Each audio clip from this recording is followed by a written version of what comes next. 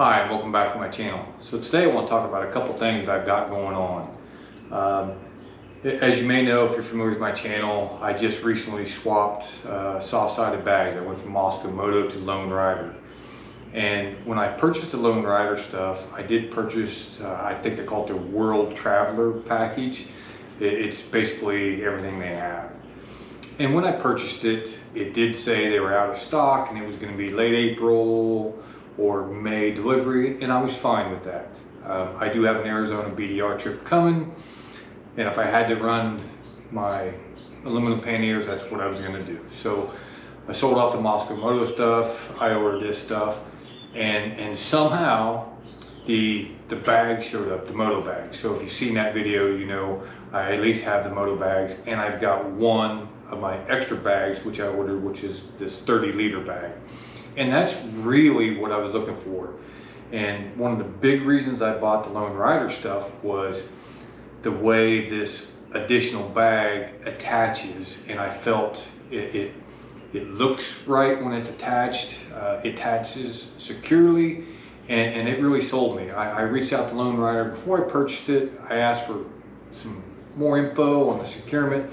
They had a photographer send me some up close and very personalized photos that I requested. So I was very happy. So I want to talk about that securement and why it's important to me.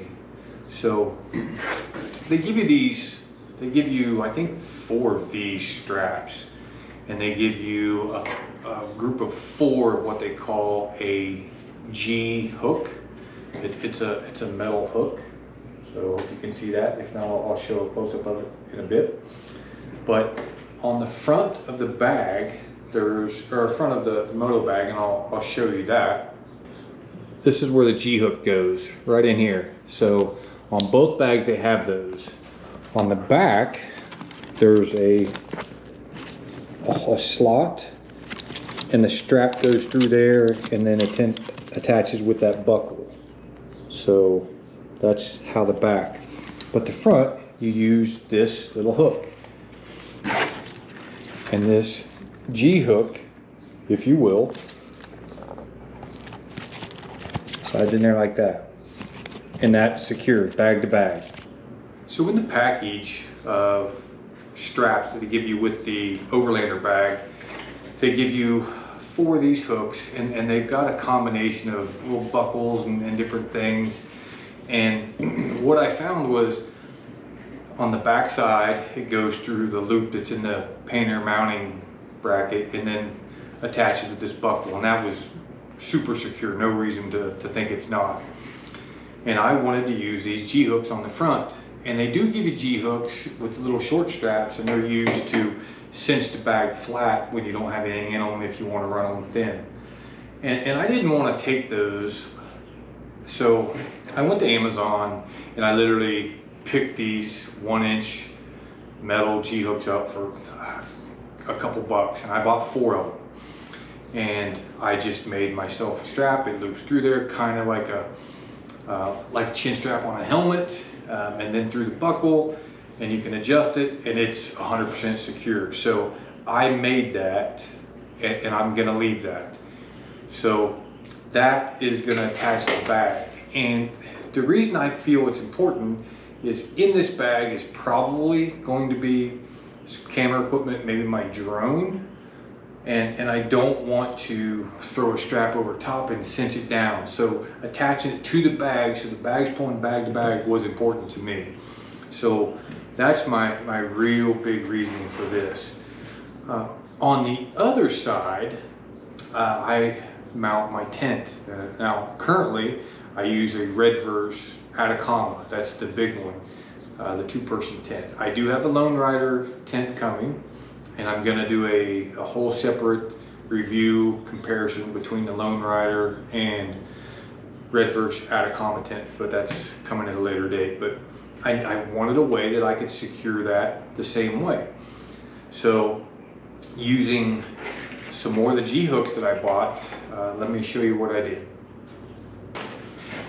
So for the back, again, remember, just like on this bag, There's a metal slot on the back side, and I'll show you that. But you can slide this part of the strap through it and cinch it on itself. So you would slide that through, and then it cinches onto the strap like that. And that's super secure. Now these are just rock straps that I picked up. And then I did the same thing, interlooped this with a G-hook.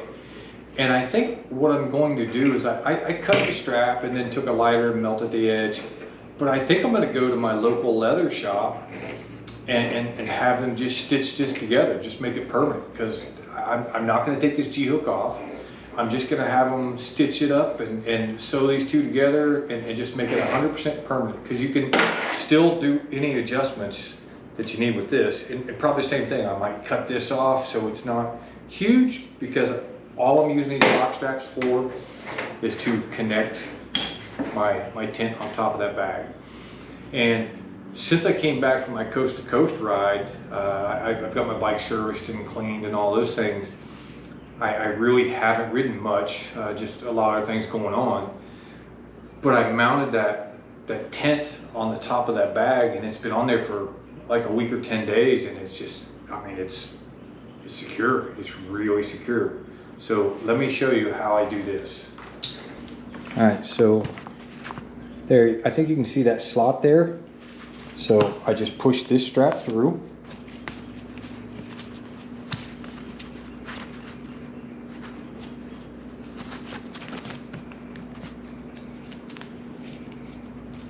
And then feed the strap through and tighten it up on itself. And that's as strong as it's ever gonna be. So that's the same way on both of those sides. This one I just used some rock straps, and it's super secure. And then again, same thing, these G-hooks on the front of that strap. Let me show you that real quick. So just slide that through. Again, this is what I'm talking about securing. Just have some stitching put in there and hold that tight.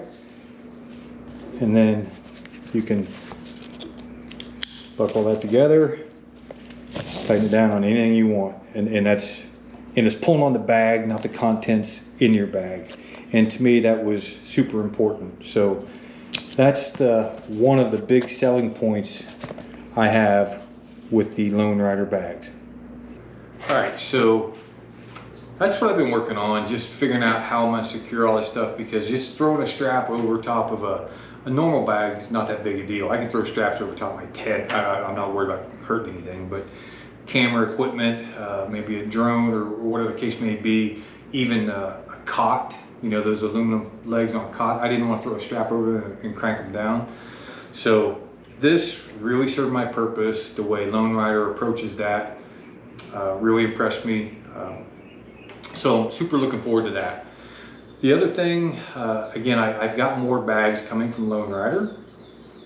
Not that I have to have them, because I feel between the 2 38 liters and then this 30-liter Overlander bag, I've got plenty of room to pack what I want to pack. But I've got a 48-liter Overlander bag coming, and a bunch of their little other bags and cup holders and all those things coming. And I did purchase, it's on pre-order now. They have a quick release system for their moto bags. I saw the email, and to be honest, I didn't even read it. Purchased it, so they're on pre-order, so that'll be coming soon. So I've got some more stuff coming. And since I mentioned earlier about the Arizona BDR, another thing that I'm getting ready to do is I'm gonna run a different tire for this BDR. I usually run the Michelin Anarchy Adventures, and I really like the tire. Works well on the road, works pretty good off-road. I rode all of New Mexico BDR on it, as well as Colorado. Where I hurt was any type of mud. I mean, it didn't take much mud, and this tire packs up, and it's slick. And I dropped my bike because of the mud, and I felt it was a tire. It really wasn't me, but it's my story, right? So I'm gonna run the Anarchy Wilds.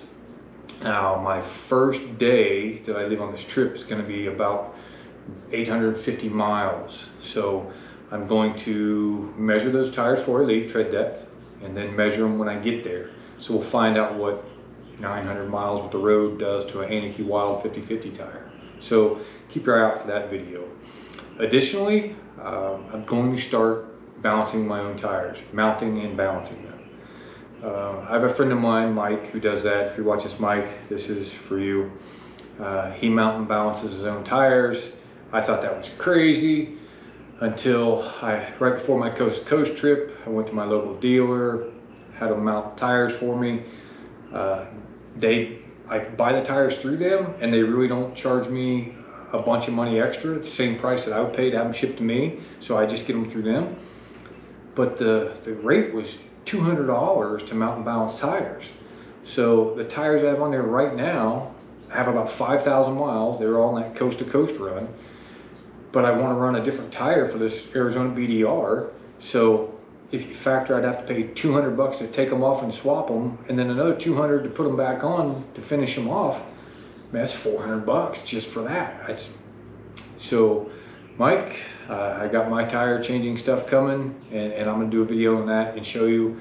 Honestly, seems pretty easy. I watched Mike and he did it, so he may have to help me out. But so I got a lot of good videos coming. If you haven't already, please like and subscribe to my channel. Hit that bell, that way you know the next video is released. So we've got a lot of stuff coming up. All right, riding season's just getting there. Let's get ready. Let's enjoy it. Have a great day and be safe.